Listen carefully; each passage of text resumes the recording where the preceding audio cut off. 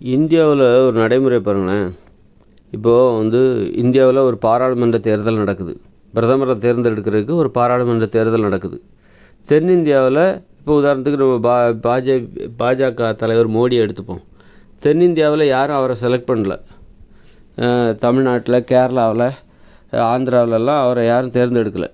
இந்தியாவில் கிட்டத்தட்ட ஒரு 5 மாநிலங்களில் முற்றிலும் அவர் புறக்கணிக்கப்பட்டு விட்டார். அவருக்கு ஓட்டே கிடையாது. அவர் பெரும்பாலும் ஓட்டே வாங்கலை. 5 மாநில மக்களால் அவர் புறக்கணிக்கப்பட்டு விட்டார். 5 மாநில மக்கள்னால் கிட்டத்தட்ட ஒரு 30 கோடியை தாண்டுது. 30 கோடி மக்கள் அவரை தேர்ந்தெடுக்கலை. ஆனால் பிற மாநில மக்கள் அவருக்கு ஓட்டு போட்டு அவர் பெரும்பான்மையான இடங்களை பெற்று அவர் பிரதமர் ஆகிடுறார். ஆனால் 5 மாநில மக்கள் அவருக்கு ஓட்டே போடல. ஆனால் அவருக்கும் இவர் தான் பிரதமர். அவருக்கும் அதே மோடி தான் பிரதமர். அந்த பிஜேபியோட தலைவர் மோடி தான். அந்த 5 கோடி மக்கள் அவரை தேர்ந்தெடுக்கவே இல்லை. தேர்ந்தெடுக்காமல் அவருக்கு எதிராக ஓட்டு போட்டிருக்காங்க.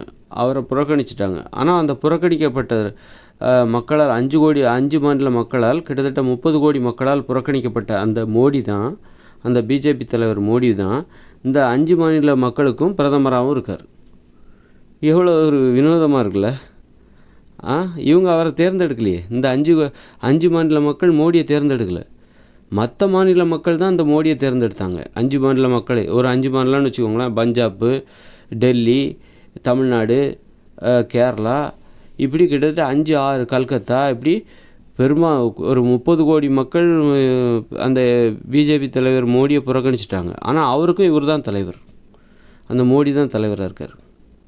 அப்போ இதுக்கு என்ன தீர்வு? இதுக்கு என்ன தீர்வு? அப்போ அந்த 30 கோடி மக்களுடைய விருப்பம் உங்கள் முக்கியமாக இல்லையா? அவங்களும் இந்த மக்கள் தானே. 30 கோடி மக்கள்னால் எவ்வளோ பெரிய மக்கள் தொகை அது. ஒரு ஆஸ்திரேலியாவோட மக்கள் தொகை அது. ஒரு இந்திய மக்கள் தொகையில் எவ்வளோ பெரிய. அப்போ அவங்களுடைய விருப்பம்லாம் முக்கியம் கிடையாதா? அவங்களுக்கும் இவர் தான் பிரதமர். ஆனால் இந்த 30 கோடி மக்கள் இவரை தேர்ந்தெடுக்கலை. இவர்களால் தேர்ந்தெடுக்கப்படாத ஒருவர் இவருக்கு, இந்த மக்களுக்கு பிரதமராக இருக்கிறார். அப்போ பார்த்தீங்களா? அப்போ இது ஒரு இந்த நாட்டில் நல்ல. அப்போ இதுக்கெல்லாம் ஒரு தீர்வை கண்டுபிடிக்கணும். இது ஒரு குறைபாடு, மிகப்பெரிய குறைபாடு. தாங்கள் விரும்பாத ஒருவர் தங்களை ஆளுகிறார். தங்களால் வெறுக்கப்படுகிற ஒரு நபர் தனக்கு பிரதமராக இருந்து ஆளுகிறார். ஒரு தடவை இல்லை, 2 தடவை இல்லை, இன்னும் 3ஆவது தடவை கூட வரப்போகிறாரு. 2 தடவை இல்லை, 3ஆவது தடவை கூட அவர் வரப்போகிறாரு. அப்படின்னா இந்த மக்களுக்கு இந்த அரசியலமைப்பு மேலே வெறுப்பு வராதா? வராதா? நம்பிக்கை எப்படி வரும்? இப்போ அவருக்கு ஓட்டு போட்டவங்களுக்கு அவர் பிரதமர் தான் இருந்துட்டு போட்டோம். பெரும்பான்மையான மக்கள் அவருக்கு ஓட்டு போட்டவங்க வட மாநிலங்களில் இருக்காங்க. அவங்களுக்கு அவர் பிரதமராக இருந்துட்டு போட்டோம். அப்போது இதுக்கு வேறு ஏற்பாடு. இந்த மக்களுக்கு ஒரு பிரதமர். அப்போது இந்தியாவுக்கு ஒரு பிரதமர் பத்தாது. நிறைய இந்த மாதிரி 2-3 பிரதமர் வேணும். தென்னிந்தியாவுக்கு ஒரு பிரதமர் கொண்டு வாங்க. இப்போ தமிழ்நாட்டில் பிஜேபியை தேர்ந்தெடுக்கவே இல்லை. மோடிக்காக மோடி பிரதமராக வரணும்னு தமிழ் மக்கள், பெரும்பாலான மக்கள் ஓட்டு போடல. அப்படின்னா அப்போ தமிழ்நாட்டில் யாருக்காக பாராளுமன்ற தேர்தலில் ஓட்டு போட்டாங்களோ அவங்களில் ஒருத்தர் தமிழகத்தின் சார்பாக ஒரு பிரதமரை பாராளுமன்றத்துக்கு தேர்ந்தெடுக்கணும்.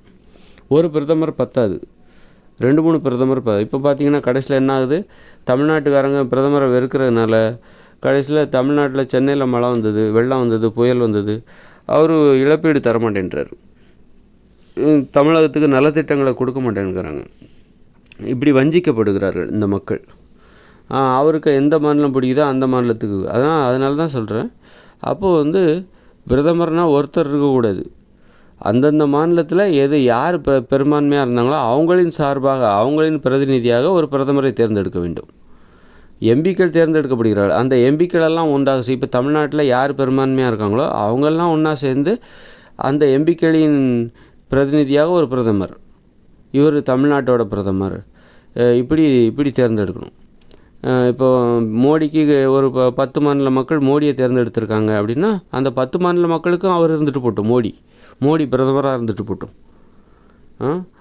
அதே நேரத்தில் 5 மாநில மக்கள் மோடியை பிரதமராக தேர்ந்தெடுக்கிறதுக்கு ஓட்டு போடலை அப்படின்னா அந்த 5 மாநிலத்துக்கும், ஒவ்வொரு மாநிலத்துக்கும் யாருக்கெல்லாம் ஓட்டு போட்டாங்களோ அவங்களின் சார்பாக ஒரு பிரதமரை தேர்ந்தெடுங்க. அந்த எம்பிக்கள்லாம் ஒன்றா சேர்ந்து ஒரு பிரதமரை தேர்ந்தெடுத்து இந்த மக்களுக்கு இவர் தான் பிரதமர் அப்படின்னு நீங்கள் கொண்டு வந்துட்டு அந்த மாதிரிலாம் ஏன் ஒரு நாட்டுக்கு 4-5 பிரதமர் இருந்தால் ஏன் இருக்கக்கூடாது? நல்லது தானே அது.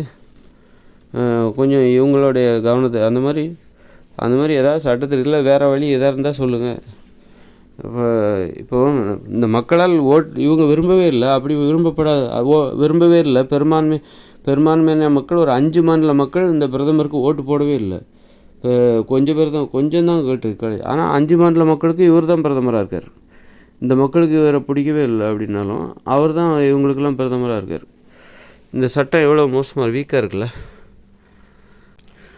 இப்போ தமிழ்நாட்டில் யார் இப்போ முதலமைச்சராக முடியும்? தமிழ்நாட்டில் உள்ள பெரும்பான்மையான மக்கள் தேர்ந்தெடுக்கிற ஒருத்தர் தானே முதலமைச்சராக முடியும்.